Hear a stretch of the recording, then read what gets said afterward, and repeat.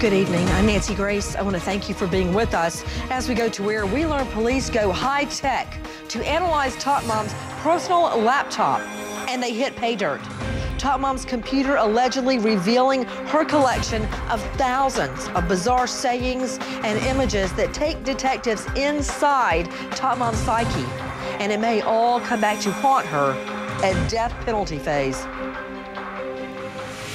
Casey has been steadfast in telling me that Zenaida Fernandez-Gonzalez is the person that took Kaylee. Somebody else did this crime. It's her modus operandi. We see her do it every day. Casey had to have had help no matter what you think the scenario might be. There's obviously a lack of aggravating factors, and I've never felt this was a death penalty case. I think the air sampling is the one area where there's going to be a challenge, and it can be a strong one because that really hasn't been verified as a valid area of science as of yet. It'll be challenged. Air samples don't mean anything. It sounds like there's been a dead body in the damn car. If the grandparent's statement gets in, it's going to bolster the scientific evidence. It stunk so bad. And it was an overpowering smell, I'll admit that. She's not that smart. She's just, I mean, we all knew, everyone knew that Casey lied. Like, everyone did.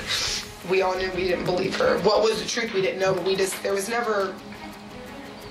believe her. I don't know how anymore to explain it. I still believe my daughter. I believe in my daughter. I already answered this question. And you believe she was fabricated? I already answered the question. I'm not answering it again. Straight out to our chief editorial producer, Ellie Josted, on the story from the very beginning. You know, I thought we had heard it all, that there'd be nothing left to learn from Top Mom's personal laptop computer. You know, we heard that she faked everybody out, acting like she was working all those months when she was just typing on that computer. Right. What did police learn? Well, they took a good hard look at her laptop and another computer in the home, and they found not only those searches for chloroform, neck breaking, how to make household weapons, but they found these images, skulls and crossbones, sayings like, don't live for anyone but yourself, a cartoon that says weekend forecast, mostly drunk with a chance of horny, another saying she's cold, she's cruel, but she knows what she's doing, and remember my name, I'll be famous someday. One that really sticks out in my mind, Ellie Josted, is a killer with the perfect weapons, crystal eyes, and a heart of coal. Right. Now, that certainly puts a chill down your spine when you realize she's charged with murder one and the death of her 2-year-old little girl. Yeah, it sure does, Nancy. And, you know, there's another one that says, OMG, crack, yay. Another one says, you're twisted, depraved, and rotten to the core. I like that in a person. Lots of stuff like this on her computer. This following a disastrous PR junket by the grandparents, George and Cindy Anthony, piled on by the defense lawyer who goes in front of the cameras, to Mark Williams, anchor and reporter, joining us there in Orlando. Mark, what can you tell me about this phrase that the defense lawyer is claiming explains all her bizarre behavior, all the partying, the one-night stands, the drunken parties? It's called ugly coping. What did he say? What did he say? I had never heard of that term before, Nancy. When I read that, I was kind of taken back by it. But here's the deal. People don't cope in the same way when they're faced with tragedy in their lives.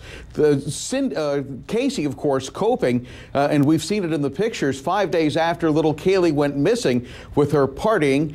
She was just the biggest party animal here in Orlando, and he's comparing that with a case that happened in California.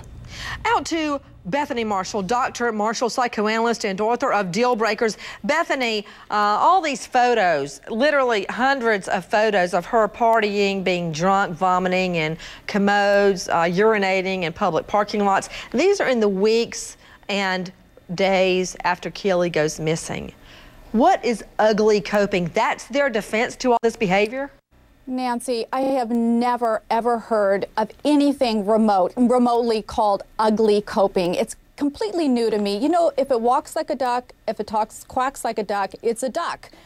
She's on the stripper pole, she's partying, she has a push-up bra.